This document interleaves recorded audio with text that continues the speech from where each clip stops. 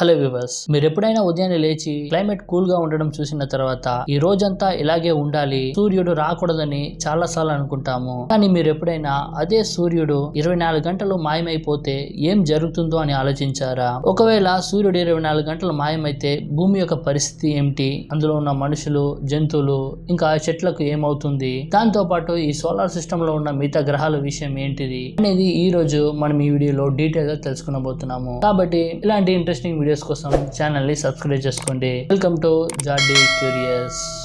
సూర్యుని యొక్క వయసు 4.6 బిలియన్ ఇయర్స్ ఉంటుందని చెప్తున్నారు. మరియు సర్ఫేస్ టెంపరేచర్ అనేది 5500 డిగ్రీ సెల్సియస్ ఉంటుంది. ముఖ్యంగా హైడ్రోజన్ ఇంకా హీలియం గ్యాసెస్ తో రూపొందించబడింది. ఇది స్పియర్ ఆకారంతో ఉంటూ మన సోలార్ సిస్టమ్ లో ఉన్న వాటన్నిటికన్నా అత్యంత మాస్ అంటే వెయిట్ కలిగిన నక్షత్రం అని కూడా చెప్పొచ్చు. ప్లానెట్స్, సన్, కామెట్, ఆస్టరాయిడ్ ఇంకా మెటీరాయిడ్స్ వీటిని కలిపితే సోలార్ సిస్టమ్ అని అంటారు. మనము సోలార్ సిస్టమ్ అని అనడానికి కారణం సూర్యుడు ఇంకా దాని చుట్టూ ఉన్న ప్లానెట్స్, కామెట్, ఆస్టరాయిడ్స్ అంతా ఒక సిస్టమాటిక్ గా ఉంటూ దాని యొక్క గ్రావిటేషనల్ బౌండింగ్ ఫీల్డ్ తో ఉంది కాబట్టి సోలార్ సిస్టమ్ అని అంటారు. ఈ సోలార్ సిస్టమ్ లో అత్యధికంగా మాస్ లేదా వెయిట్ కలిగినది సూర్యుడు. అంటే 99% మాస్ సూర్యుడు కలిగి ఉంటే మిగతా 1% మాత్రమే ఇతర ప్లానెట్స్, ఆస్టరాయిడ్స్ కలిగి ఉంటుంది. సపోజ్ మన రూమ్ లో లైట్ ను స్విచ్ ఆఫ్ చేసినట్టు సూర్యుడు ఒకవేళ ఆఫ్ అయ్యాడు లేదా మాయమయ్యాడు అనుకుందాం. అప్పుడు భూమి కంప్లీట్ గా చీకటి అయిపోతుందా అంటే అలా అవ్వదు. ఎందుకంటే సూర్యుడి నుంచి వచ్చే లైట్ ఇంకా హీట్ అనేది భూమిని చేరుకోవడానికి 8 నిమిషాలు పడుతుంది. అదే విధంగా సూర్యుడు మాయమైన తర్వాత ఆ 8 నిమిషాలు భూమి మీద వెలుగు అనేది ఉంటుంది. ఆ తర్వాత కొంచెం కొంచెంగా చీకటి పడుతుంది. ఒకవేళ అలా జరిగేటప్పుడు భూమి యొక్క అవతల భాగంలో రాత్రి అవుతుంది కాబట్టి అప్పుడు ఫుల్ మూన్ అనేది కొంచెం కొంచెంగా మాయమవుతుంది. అంటే చంద్రుడు ఎక్కడికి వెళ్ళడు, కానీ సూర్యుని వెలుగు అనేది చంద్రుడిపై పడకపోవటం వలన ఆ లైట్ అనేది చంద్రుడిపై నుంచి వెళ్ళిపోతుంది. నిండు పౌర్ణమి అమావాస్యగా మారితే ఎలా ఉంటుందో అలా ఉంటుంది. మనందరికి తెలిసిన విషయము, చంద్రుడు తన సొంత కాంతిని ఉత్పత్తి చెయ్యదు. సూర్యుడి నుంచి వెలుగు మాత్రమే కాదు, హీట్ అనేది మెల్లిమెల్లిగా తగ్గుతూ వస్తుంది. టెంపరేచర్ డిఫరెన్స్ అనేది వెంటనే మనకు తెలియదు. ఎందుకంటే ఆల్రెడీ భూమి మీద carbon dioxide, green house gas emission వల్ల గ్లోబల్ వార్మింగ్ అనేది ఆల్రెడీ ఉంది కాబట్టి హీట్ అనేది ఉంటుంది. అలాగా స్టడీ ఫేస్ లో టెంపరేచర్ అనేది ఒక నెలలో 0 డిగ్రీ సెల్సియస్ కు చేరుకుంటుంది. అలా తగ్గుతూ రావడం ద్వారా మన బాడీ అనేది ఆ యొక్క కూల్నెస్ ని ఫీల్ అవుతుందని చెప్పొచ్చు. ఒక్కరోజే కదా మేనేజ్ చేయొచ్చని అనుకుంటే అది పొరపాటే అని చెప్పాలి. ఎందుకంటే సూర్యుడి నుంచి వచ్చేది లైట్ ఇంకా హీట్ మాత్రమే కాదు, మూడవది ముఖ్యమైనది అదేమిటంటే గ్రావిటేషనల్ పుల్. భూమి అనేది ఉన్న ప్లేస్ లో ఉండటానికి కారణం ఆ గ్రావిటేషనల్ పుల్ అని చెప్పొచ్చు. సుమారుగా 25 km/s తో భూమి సూర్యుని చుట్టూ తిరుగుతుంది. అది ఆల్మోస్ట్ 90,000 km/h. సూర్యుడి ఫీల్డ్ లో భూమి అనేది ఉంది కాబట్టి సూర్యుడు మాయమైన తర్వాత మన భూమి విసిరివేయబడుతుందా అని అంటే అది అంత తొందరగా కాదు. దానికి కూడా 8 నిమిషాలు పడుతుంది. భూమి అనేది ఆ ఆర్బిట్ నుంచి తొలగిపోయి ఒక రోగ్ ప్లానెట్ గా మారుతుంది. అంటే ఎటువంటి పాత్ లేకుండా ర్యాండమ్ గా పోతూనే ఉంటుంది. అది కూడా 90,000 km/h. అంటే ఊహించుకోండి ఎంత వేగం అని. మనం మాట్లాడేది ఒక్కరోజు సూర్యుడు మాయమైతే ఏమవుతుందో అని.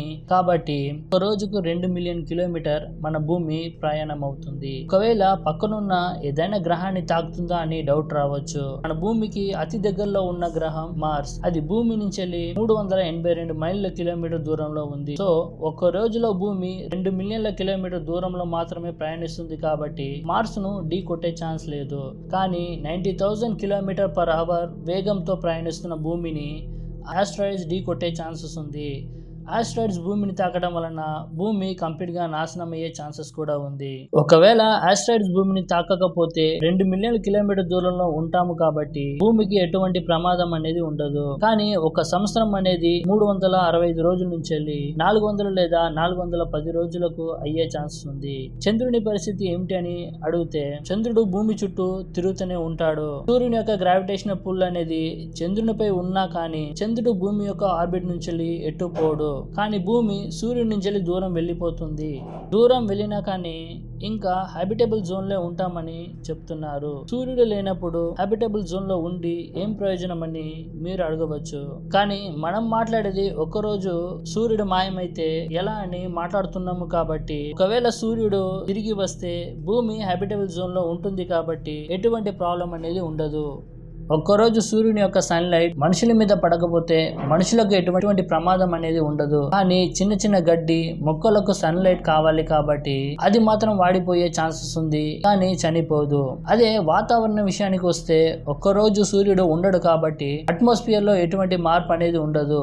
ఇంకా ఆల్రెడీ మనం క్రియేట్ చేసిన గ్లోబల్ వార్మింగ్ వల్ల మన భూమి కొంచెం ప్రొటెక్టెడ్ అని చెప్పాలి. కానీ సైంటిస్ట్ ఏమంటున్నారంటే భూమి ఆ ఆర్బిట్ నుంచే జరగడం వలన వేరే రేడియేషన్ వల్ల మన భూమికి ప్రమాదం ఉందని అంటున్నారు. యూవీ రేడియేషన్ అనేది తక్కువ అవుతుంది. ఇంకా కెమికల్ రియాక్షన్ అనేది భూమి మీద ఏర్పడే ఛాన్సెస్ ఉంది. మన భూమి మాత్రమే కన్సిడర్ చేస్తే అంత పెద్ద ప్రాబ్లం లేనట్టుగా కనిపిస్తుంది. కానీ టోటల్ సోలార్ సిస్టమే సూర్యుడి డిసప్పేర్ అయితే చాలా ప్రాబ్లం అనేది ఫేస్ చేస్తుంది. ముఖ్యంగా మెటీరాయిడ్స్ అనేది ఒకే డైరెక్షన్లో కాకుండా వేరే డైరెక్షన్లో వేగంగా దూసుకొని పోతుంది. ఇంకా భూమిని తాకే ఛాన్సెస్ కూడా ఉంది. ఇంకా ప్లానెట్ విషయానికి వస్తే ఫస్ట్ ప్రాబ్లం ఫేస్ చేసేది మెర్క్యూరీ ప్లానెట్. అది 170,000 km/h తో ఆ ఆర్బిట్ నుంచి తొలగి దూసుకొని వెళ్ళిపోతుంది. అలా ఆ 24 గంటల తర్వాత సూర్యుడు తిరిగి వస్తే అంతా నార్మల్ కండిషన్ లో ఉంటుందా అంటే కొన్ని చేంజెస్ అనేది మనము చూడవచ్చు. యూజువల్ గా 365 రోజులు భూమి సూర్యుని చుట్టూ తిరిగితే ఇంకా ఎక్కువ రోజులు పడుతుంది. ఇంకా సీజన్స్ లో డిఫరెన్స్ అనేది వస్తుంది.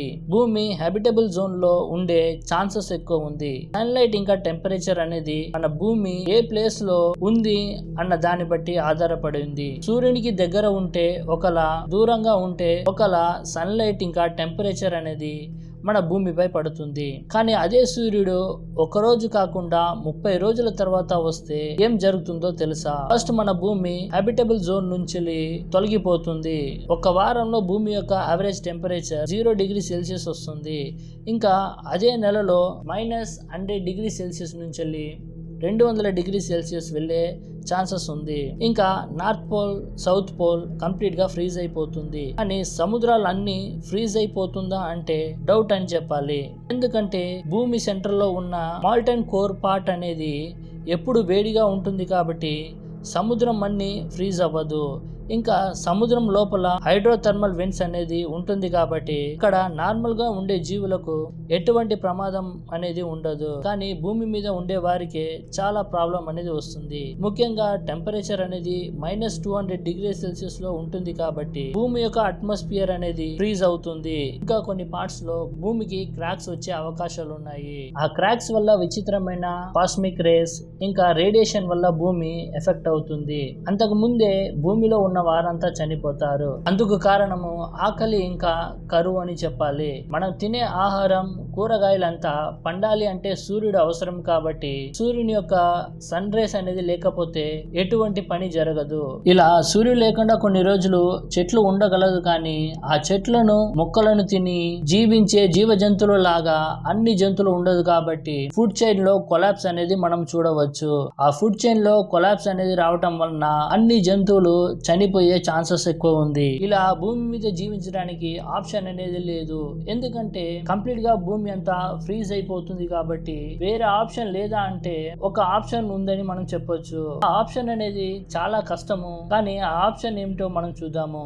అదేమిటంటే సముద్రం లోతుల్లో ఈ థర్మల్ వెంట్స్ దగ్గర టెంపరేచర్ అనేది ఎప్పటిలాగే ఉంటుంది. ఇక్కడ ఉండే జీవులకు అనుకూలంగా ఉంటుంది కాబట్టి ఆ ప్రదేశానికి వెళ్ళాలంటే మనకు ఓషన్ గేట్స్ లాంటి సబ్మెరైన్ లేదా అంతకు మించిన సబ్మెరైన్స్ ఉంటే సముద్రం లోతులో ఉంటూ అక్కడ ఉండే జీవులను ఆహారంగా తీసుకొని బ్రతకొచ్చు. అలాంటి అడ్వాన్స్ అయిన సబ్మెరైన్స్ అనేది మనం ఇప్పటి వరకు తయారు చేయలేదు కాబట్టి అలాంటి సబ్మెరైన్స్ తో అంత లోతులో ఉండలేము. ఎందుకంటే అక్కడ ప్రెషర్ అనేది ఎక్కువ ఉంటుంది కాబట్టి అక్కడ ఉండడం కష్టమని చెప్పాలి. ఇలా భూమి అనేది సోలార్ సిస్టమ్ నుంచి బయటకు వచ్చిన తర్వాత ఒకవేళ సూర్యుడే వస్తే అంతా నార్మల్ గా అవుతుందా అంటే అది కష్టమని చెప్పాలి. ఎందుకంటే హ్యాబిటబుల్ జోన్ నుంచి తొలగిపోయిన తర్వాత సన్ లైట్ అనేది అర్త్ ను రీచ్ అవ్వదు. ఒకవేళ కంప్లీట్ గా సూర్యుడు రాకపోతే మన భూమి భూమి రోగ్ ప్లానెట్ గా మారే అవకాశం ఉంది. అది యూనివర్స్ మధ్యలో అలా తిరుగుతూనే ఉంటుంది. ఒకవేళ ఏదైనా మెటీరాయిడ్స్ అనేది దీన్ని తాకితే భూమి కంప్లీట్ గా నాశనం అయ్యే అవకాశం ఉంది. సో వ్యూవర్స్, ఒక్కరోజు సూర్యుడు డిసప్పేర్ అయితే ఇన్ని ప్రాబ్లమ్స్ అనేది మనమే మాత్రమే కాదు, మన సోలార్ సిస్టమే ఫేస్ చేయాల్సి వస్తుంది. సో ఈ వీడియో మీకు నచ్చినట్లయితే లైక్ చేయండి, షేర్ చేయండి, జాడీ క్యూరియస్ కు సబ్స్క్రైబ్ చేయండి. మళ్ళీ ఒక అవసరమైన వీడియోతో మీ ముందుకు వస్తాను. Until then bye.